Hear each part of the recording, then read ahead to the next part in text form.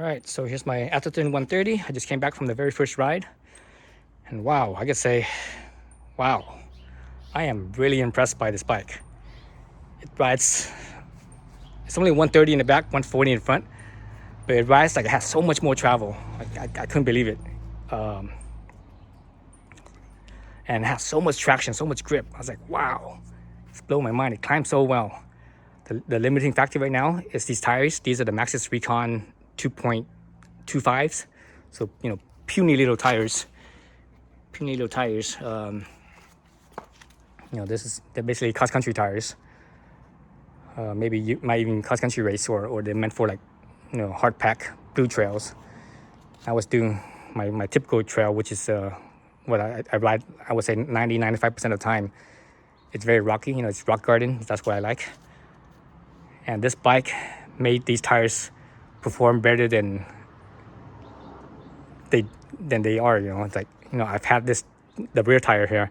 I've had it on other bikes too, and on other bikes with that rear tire, it felt way sketchier than on this bike does. And the funny thing is that I have that same tire front and back.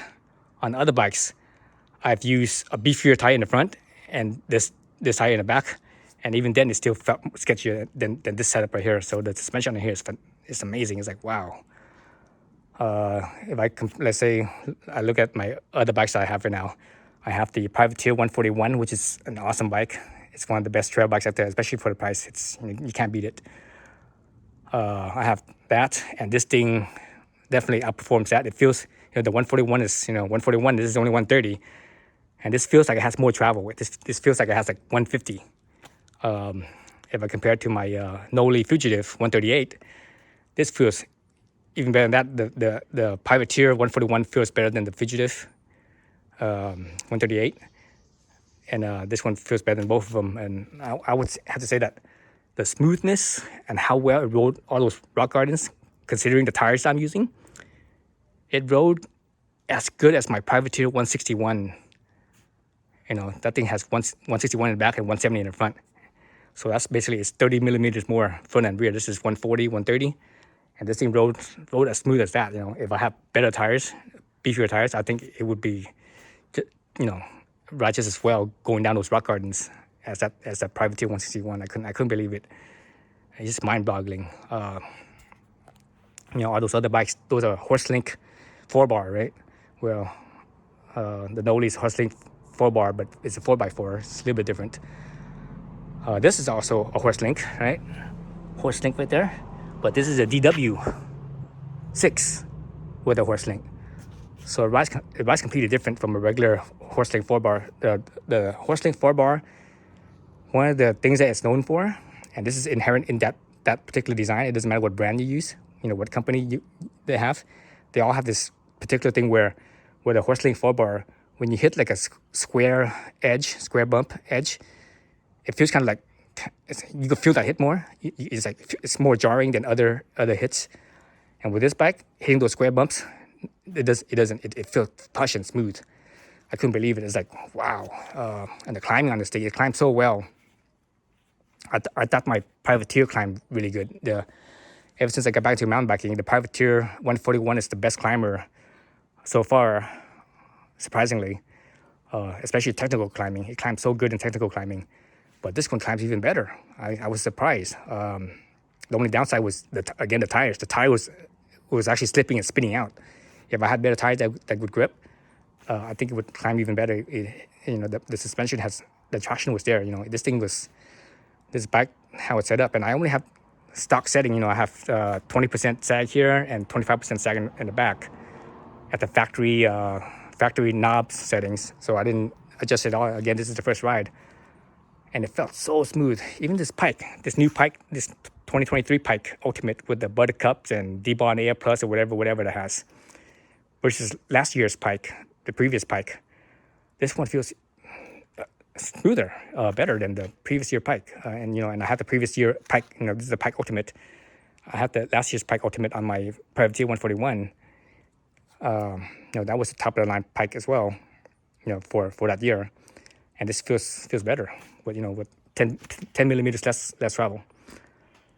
So So I'm really impressed by this thing. So next up, what I'm gonna do next, I'm gonna probably switch out the tires, or I might even switch out the wheels, because I have two bird wheels.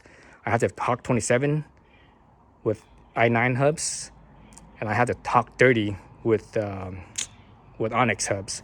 So I might throw on my Hawk 30 Onyx hub one with beefy tires. I have beefy tires on that one than these tires, and see how that rides.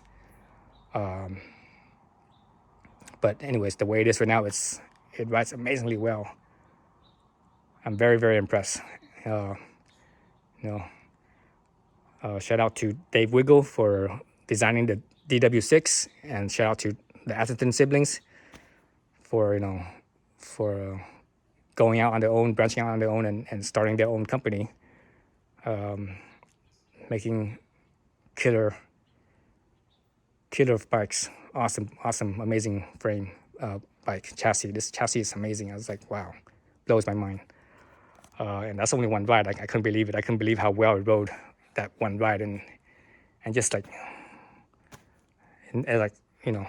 everything is factory setting. I didn't do anything. I haven't made any adjustments, and I just blown away. It rides better than my other, better than my Privateer and my Noli.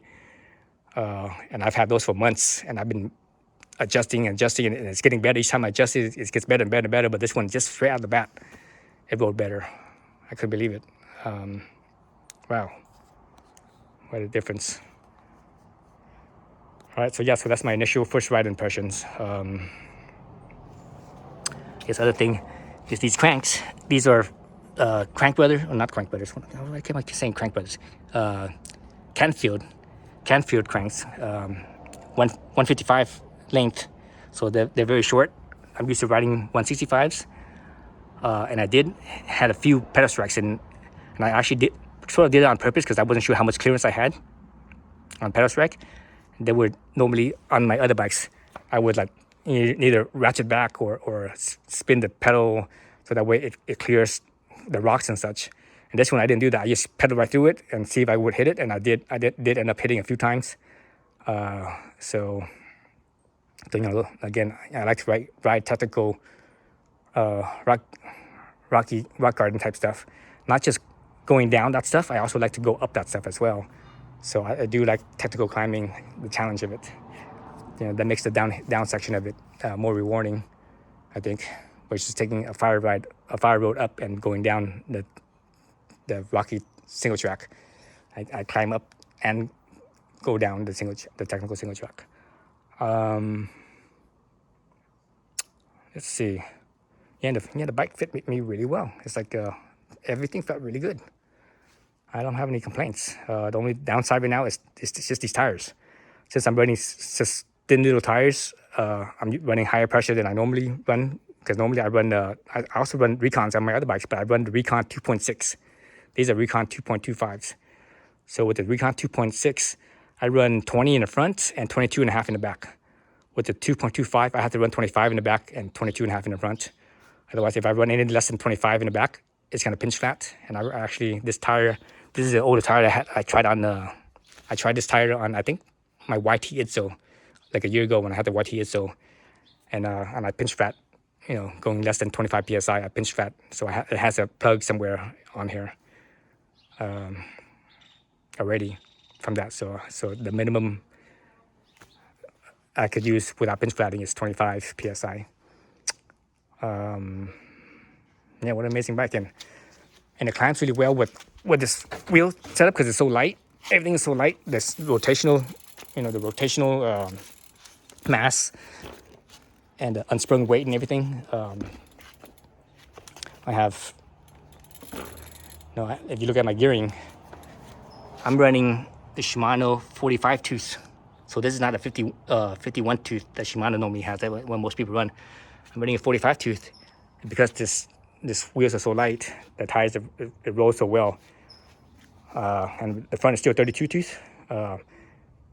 That at that 45 tooth, it feels about the same as my other bikes, like my Privateer or my Noli Fugitive Privateer 141. this one at 46 tooth, it feels the same as those other ones in the 51 tooth. As far as like how much resistance and effort and all that stuff. So there is a thing to going with lighter wheels and tires and less rolling resistance. You could feel that difference. So yes, I'm gonna leave it at that. I'm pretty much gonna leave everything the same. The only thing I'm gonna adjust is, again, I'm gonna try out the different wheels just because for the different tires. Everything else is the same, right? Where the rim is this is a 27 ID rim versus the 30 ID rim, but the weight on those two is very close. It's like within 50 grams, so it's not that much of a deal. I think I'm gonna leave the suspension setup more or less the same. I am gonna lower my stem a little bit.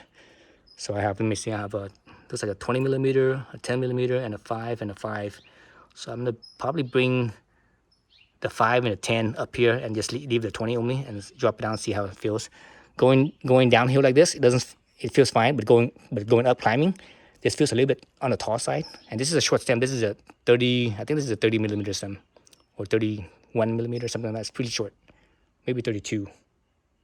But anyways, it's really short. And that feels fine. I'm okay with that.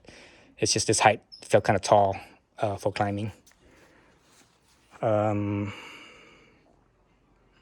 Let's see what else for this. The bike yoke, this is only a 160, I believe, 160 drop. And for trail riding, I never really go more than about 100 millimeters.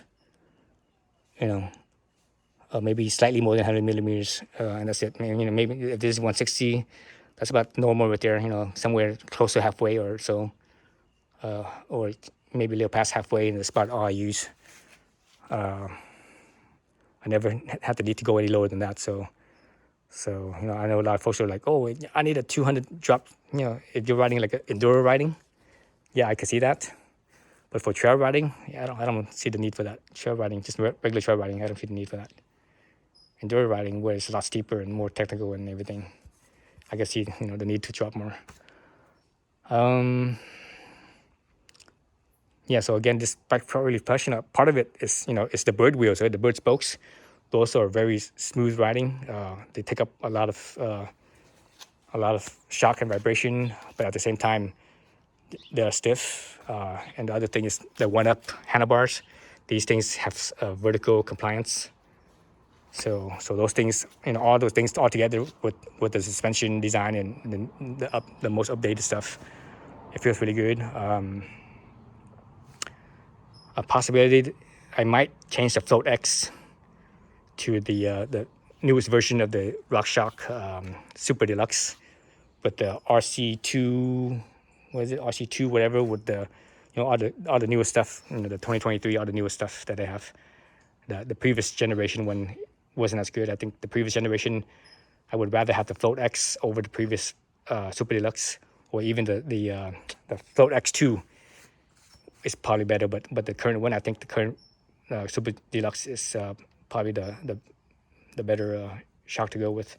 So I'm gonna try that out and see how that works, and basically make it RockShox, both the same, in the same family, and that way they're a little bit better matched with each other, and they feel more balanced. I mean, it feels pretty balanced right now, but it doesn't feel perfectly balanced on the suspension, how the damping is and stuff. I mean, I can still play around with it, but still, I think when you go with each company's one, I think it just makes better. Every time I do that, it always feels a little better than when I mix match. When I mix match, there's always something. One, when I get one dialed in, the other one doesn't feel quite dialed in, and so on and so forth. It never perfectly matches. But when I do the same, it feels like it perfectly matches. So.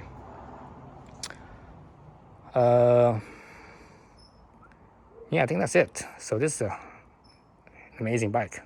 Wow, I can't say enough about it. So I just need to ride it some more and maybe fiddle around with a few things here and there, maybe a couple clicks, and that's about it. I think my spring rate's fine. I got plenty of travel left. This is how much travel I still have left. I still have like an inch of travel left. This is 140, so that means I still have an inch left. What was it? Inch is like 25 millimeters or so left, maybe even more than an inch. So I probably only have like 110 millimeters or so in here, in the travel that I use. And the rear, I think I use more travel in the rear than I did the front, but I need to actually measure it. I think the rear probably drops down to about right here. So the rear I probably have maybe 3/4 of an inch or so left. So under an inch of travel left and over an inch of travel left in the front. So that's what I'm talking about when I say about balance. Even though my preload should be, it's right, 20% in front and 25 in the back. You don't want to do 20% in the back because it's going to be, if it feels too stiff, then you want to go 25 in the front because it's going to feel too soft. It doesn't match at all. So I find 20 in the front and 25 in the back closest matching as far as the spring rate goes. But when it goes through all its travel stuff, it's slightly off. Like if I compare it to even my Privateer 141, it's like that too. It's a pike in the front and a float action in the rear, and it's not quite perfectly matched. But if I compare it to my Privateer 161, Fox float X2 in the back and Fox 38 in the front, that thing, it's like, and I just use factory setting, and it matches perfectly, both compression and rebound, and even the spring rate, and I even measured the how much travel I use. They're like identical. Everything's identical. It feels like perfectly balanced. So I think I'm gonna change this to the Deluxe Ultimate, Super Deluxe Ultimate to make it balance with the fork. Yeah, what an amazing bike. Yeah, that's about all I have to say with it for now. I will get back and talk more about it maybe once I get a lot more rides into it and use different tires. That's the main thing, is different tires. I think of everything that you could do with a bike, the biggest feel in a difference, the most impactful in the feel of a bike and how it rides and everything is the tires. Tires is number one. Number two is probably suspension design. Your suspension. And number three is probably your wheels. So anyways, so I'm gonna try some different tires and see how it goes. But the bike itself is like, wow, I can't believe it. So this can be a one bike do it all. All you need to do is just have like two set of wheels, one for like lighter weight blue trail type stuff, and one for heavier, more aggressive trail riding where you when you want to jump and do drops and things like that. And that's what I did too. And that's the reason why I have two bird wheels. The Hawk 27 and the Hawk 30. Or the Hawk 30 is more of a trail bike tire. Hawk 27 is too, but it's more of a down country / light trail, whereas the Hawk 30 is more like a straight up trail tire or trail wheel. Anyways, that's all for now. I won't get back to you again for a while. It's going to be probably at least another 6 months or something like that before I talk about this again. That way I'll have a lot more more time riding it, and I could get a better, more detailed, and especially adjusting, making small little incremental adjustments to it to make it that much better of a ride. All right, that's it. Thanks for watching.